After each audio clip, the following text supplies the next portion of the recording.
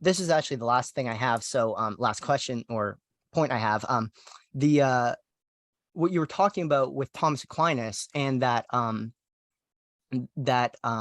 question he tries to answer of whether people in heaven can see people in hell.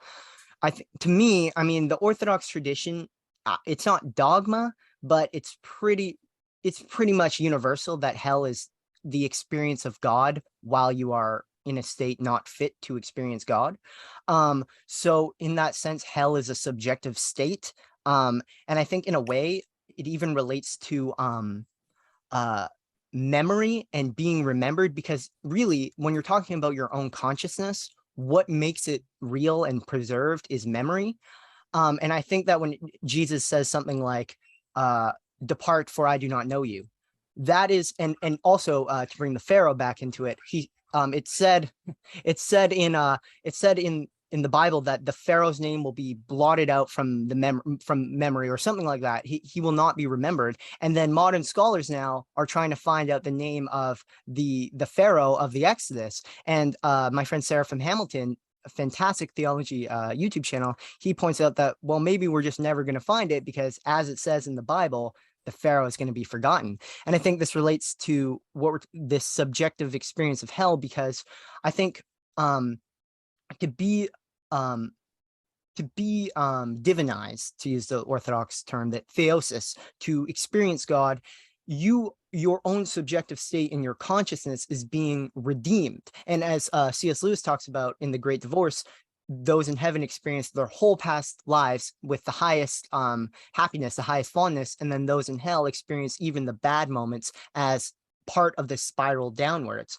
And I think it has to do with memory, because to be remembered by God, to be known by God, is for your own consciousness, your own subjective state to be brought in and objectified, redeemed, resurrected into glory, into the objective spiritual substance of God. So the fall, in essence, was breaking away from this objective spiritual communion towards the self-relating of consciousness of of fallen reason or fallen subjectivity. So I think hell is just this separation, as you were saying. It's this separation, but not in the what's maybe more implied by the scholastic tradition of an actual physical separation. No, God can be objectively present. He can be all in all. And that means even in the very interior chamber of our being. But as my cousin Nate has done some good work on, there's good biblical evidence to show that the worm that does not die is nothing more than Christ himself. So this worm eating us from the inside is God being objectively present while our subjective state is in alienation. So just if you have any thoughts on that, because I think it sort of solves the dilemma that Aquinas was getting to, because I think I would say that no, you don't see hell in heaven, because hell is nothing more than the experience, the very experience. As Zizek would say, it's the appearance of the appearance, as he says about the Platonic idea of in less and nothing.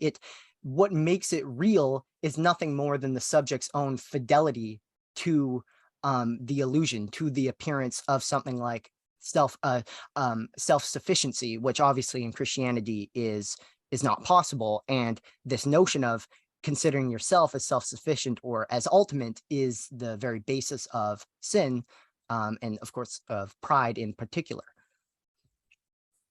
Yeah, there's a lot that can be said about that. I think if we look at religious traditions, from way back talking about hell, beyond the things that Thomas Aquinas had to say about it in a legalistic sense, led by reason, if you have more of an unbiased description of hell according to the religious traditions, it's one of those things which generally is thought of as, well, it's just the separation from God. This is why Hinduism doesn't exist.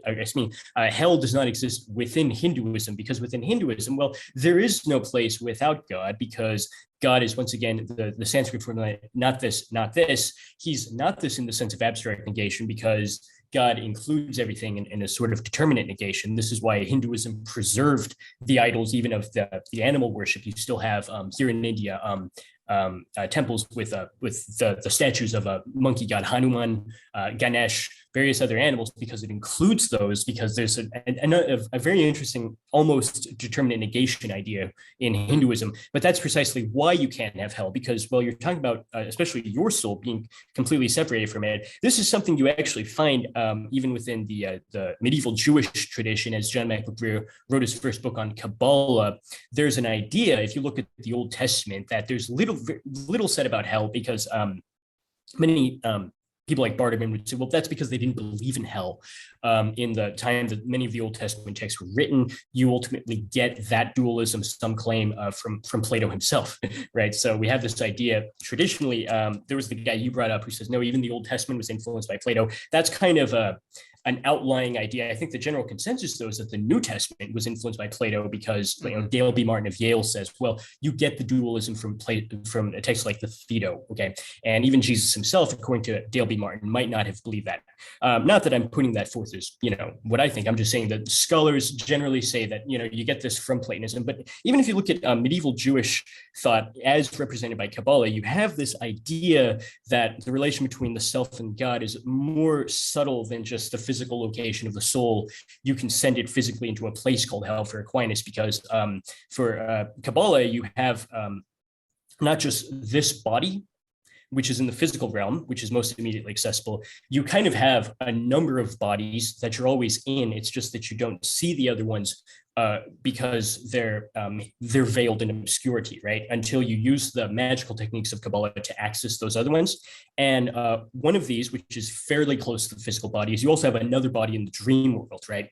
And certain things appear within dreams that are not physical bodies, but they're still, in a certain sense, real things. This is where you have images appear, which, like for Carl Jung, you have the archetypes appear within dreams, because the archetypes are condensations of spiritual energy almost, which are reflected into images, which can be interpreted within that realm. But you go beyond the dream world into you have another world where you can access the will in and of itself. Most of us have a very limited access to our willpower. It can be taken much further, because that is another body situated further. So if you get to the furthest body, according to this view, you get to the body that's always in the presence of God. Okay, because there's a hierarchy in which you go from the most material realm, which is this one, to the most spiritual realm, and you have a body there. It's a body that's always in the presence of God, but it's the least accessible because it's veiled behind so many other bodies. And this is something which maybe you can find parallels with in paganism, but bear in mind, this is, at least for Greer, coming from medieval Jewish thought, okay? And is something, therefore, which in some very general sense, I don't think is incompatible with the Christian perspective. Okay, so the idea is, even in hell, in a certain sense, you're not fully separated, for is that even possible? Rather, you're alienated, because then you can see, because the veil's torn. You're no longer absorbed in the world of material sensation and physical bodies.